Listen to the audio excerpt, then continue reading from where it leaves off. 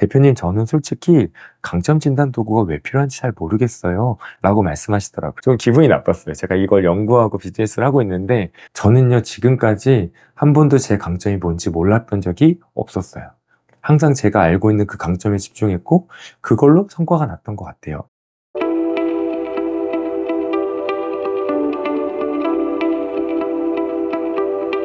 여러분, 그런 경험 없으신가요? 수학 90점, 영어 30점 맞았어요. 사람들이 우리에게 뭐라고 할까요? 대부분 많은 사람들은요, 오, 너 수학 진짜 잘하네? 라고 이야기하지 않습니다. 대부분 사람들은요, 어떤 이야기를 많이 들으면서 잘하냐면, 너 영어 그래서 대학 가겠니? 라는 피드백을 많이 들어요. 사실은 이 피드백이 우리가 만족감이나 성공적인 삶을 살아가는데 가장 장애가 되는 요소입니다. 물론 우리 영어 성적을 계속해서 올리면 더 좋은 대학에 갈 수 있을지도 모르겠어요. 그런데요, 실제로 우리의 삶의 성공 방정식은 이거와 반대에 있습니다. 대부분요, 우리의 성공 방정식은요, 평균에 있지 않아요. 아쉬운 건요, 우리가 교육받으면서 자라올 때는 평균과 랭킹이 되게 중요했어요. 그래서 랭킹을 올리려면 평균을 올려야 돼요. 평균을 올리려면 잘하는 과목을 더 잘하는 것보다 더 중요한 건 진짜 낮은 점수를 올리는 겁니다. 그래서 영어에 에너지를 많이 써야 결국에는 평균이 올라가고 랭킹이 올라가요. 그러다 보니까 대부분 많은 사람들은 강점이 아닌 약점에 집중하는 삶을 살게 됩니다. 그런데요, 문제점이 있는데요.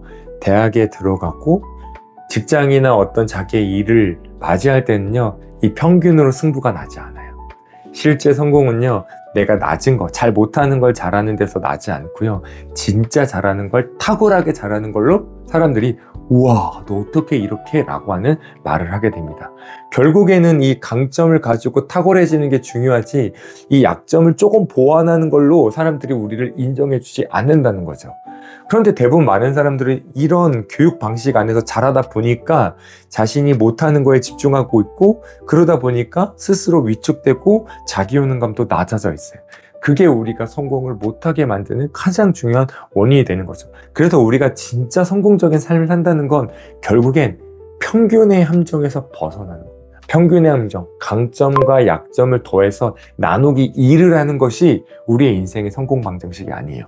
진짜 우리의 성공 방정식은 결국은 뭐냐면 강점에 강점을 더해서 그걸로 특별함을 만들어 나가는 이 강점의 제곱 방정식에 훨씬 더 가깝습니다.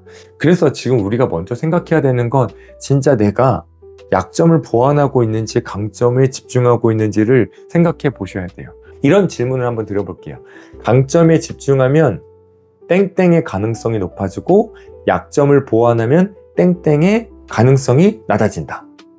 볼까요?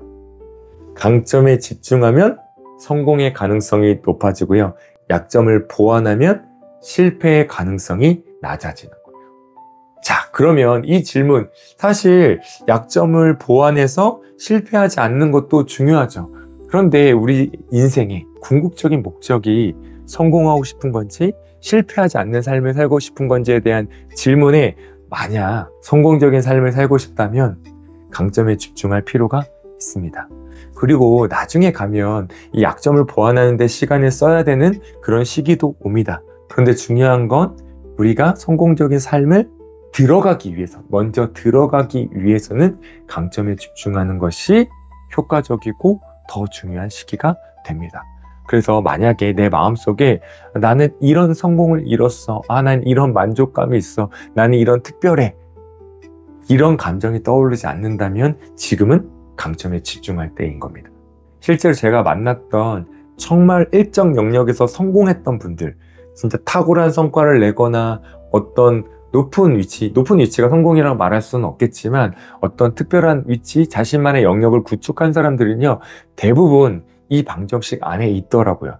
실제로 어떤 한 대표님을 만났는데 이런 얘기를 하시더라고요. 이 당시에 제가 강점이란 도구를 만들어서 비즈니스를 하고 있었는데 이분이 이렇게 얘기하시는 거예요. 대표님, 저는 솔직히 강점 진단 도구가 왜 필요한지 잘 모르겠어요 라고 말씀하시더라고요. 그래서 제가 좀 기분이 나빴어요. 제가 이걸 연구하고 비즈니스를 하고 있는데 왜 그렇게 생각하세요? 라고 물었거든요. 그분이 뭐라고 얘기했냐면 이렇게 말씀하시더라고요. 저는요, 지금까지 한 번도 제 강점이 뭔지 몰랐던 적이 없었어요. 항상 제가 알고 있는 그 강점에 집중했고 그걸로 성과가 났던 것 같아요 라고 말씀하시는 거예요. 무언가 듣기에 좀 거북한 반응이 있을 수도 있겠지만 실제로 어떤 영역에서 성공을 이룬 사람들은 다 이 방정식 안에 들어와 있습니다. 자신이 진짜 뭘 잘하는 줄 알고 그걸 반복해요. 그걸 반복하기 때문에 성공이 운이 아니라 지속적으로 나타나는 거예요. 그래서 많은 사람들이 먼저 가져야 될 건 뭐냐면 나는 이런 방식으로 성공하는 사람이야.